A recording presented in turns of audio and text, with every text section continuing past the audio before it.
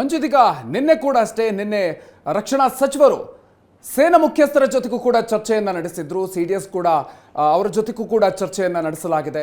So ಆ ಒಂದು ಚರ್ಚೆಯ ವಿಚಾರಗಳನ್ನು ಕೂಡ ಈ ಸಂದರ್ಭದಲ್ಲಿ ಪ್ರಧಾನಿಗಳ ಜೊತೆಗೆ ಹಂಚಿಕೊಳ್ಳುವಂತಹ ಸಾಧ್ಯತೆ ಇದೆಯಲ್ವಾ ಮಂಜು? ಪ್ರಮುಖವಾಗಿ ಅದೇ, ಯಾಕಂದರೆ ರಕ್ಷಣಾ ಸಚಿವರು ಆ ಮೂರೂ ಸೇನೆಗಳ ಒಂದು ಮುಖ್ಯಸ್ಥರಾಗಿರ್ತಾರೆ. ಅವರ ಜೊತೆ ಒಂದು ಸುತ್ತಿನ ಮಾತುಕತೆ ಆಗುತ್ತೆ, ವ್ಯೂಹ ಹೇಗಿರಬೇಕು ಅನ್ನುವಂಥದ್ದಾಗುತ್ತೆ. ಆನಂತರ ಸರ್ಕಾರದ ತೀರ್ಮಾನಕ್ಕೆ ಬರುತ್ತೆ. ಅದಕ್ಕೂ ಮುಂಚೆ ಈಗ ಸೇನೆ ಹೇಳ್ತಾ ಇರುವಂಥದ್ದೇನು, ಸರ್ಕಾರದಿಂದ ಒಂದು ಹುಕುಂ ಬೇಕು, ನಾವು ಯಾವ ರೀತಿ ಡೈರೆಕ್ಷನ್ ಈ ರೀತಿ ಮಾಡಿ ಅಂದರೆ ಅದಕ್ಕೆ ನಾವು ಸದಾ ಸಿದ್ಧರಿದ್ದೇವೆ ಅನ್ನುವಂಥ ಈಗ ಮಾಹಿತಿಯನ್ನು ಸೇನೆ ಈಗ ಆಲ್ರೆಡಿ ರವಾನಿಸಿದೆ. ಮೂರೂ ಸೇನೆಗಳು ಕೂಡ ಸನ್ನದ್ಧ ಸ್ಥಿತಿಯಲ್ಲಿದ್ದಾವೆ. ವಾಯುಸೇನೆ ಇರ್ಬೋದು, ಈ ಭೂಸೇನೆ ಇರ್ಬೋದು, ಈ ಎಲ್ಲ ಸೇನೆಗಳು ಕೂಡ, ಜಲಸೇನೆ ಇರ್ಬೋದು, ಎಲ್ಲರೂ ಕೂಡ ರೆಡಿಯಾಗಿ ನಿಂತಿರುವಂಥದ್ದು. ಈಗ ಏನು ತೀರ್ಮಾನ ಕೈಗೊಳ್ತೇವೆ ಅನ್ನುವಂಥದ್ದು ಬಹಳ ಮುಖ್ಯವಾಗಿರುವಂಥದ್ದು. ಈ ನಿಟ್ಟಿನಲ್ಲಿ ಇವತ್ತು ಚರ್ಚೆ ಆಗುತ್ತೆ. ಈ ತೀರ್ಮಾನ ಪ್ರಧಾನಮಂತ್ರಿಗಳ ನೇತೃತ್ವದಲ್ಲೇ ಆಗಬೇಕು, ಅದಕ್ಕೆ ಅಂತಿಮ ಒಪ್ಪಿಗೆ ಅವರು ಕೊಡಬೇಕಾಗುತ್ತೆ.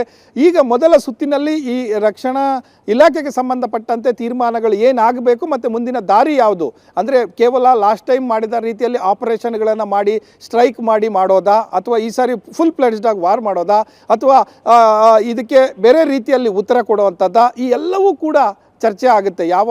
ಯಾವ ಆಪರೇಷನ್ಗೆ ಯಾವ ಉತ್ತರ ಅನ್ನುವಂಥದ್ದು ಬಹಳ ಮುಖ್ಯವಾಗಿರುವಂಥದ್ದು. ಈ ಹಿನ್ನೆಲೆಯಲ್ಲಿ ಇವತ್ತು ಚರ್ಚೆ ಮಾಡಿ ಒಂದು ತೀರ್ಮಾನ ಮಾಡ್ತಾರೆ.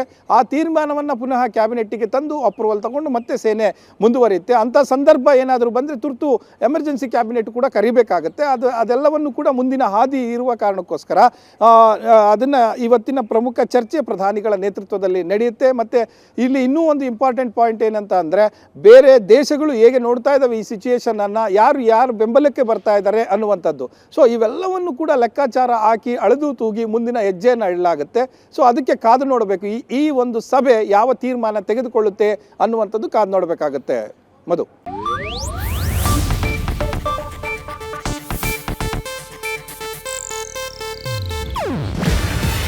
ಇದು ಏಷ್ಯಾನೆಟ್ ನ್ಯೂಸ್ ನೆಟ್ವರ್ಕ್ ಪ್ರಸ್ತುತಿ. ನೀವು ನೋಡ್ತಿದ್ದೀರಾ ಏಷ್ಯಾನೆಟ್ ಸುವರ್ಣ ನ್ಯೂಸ್.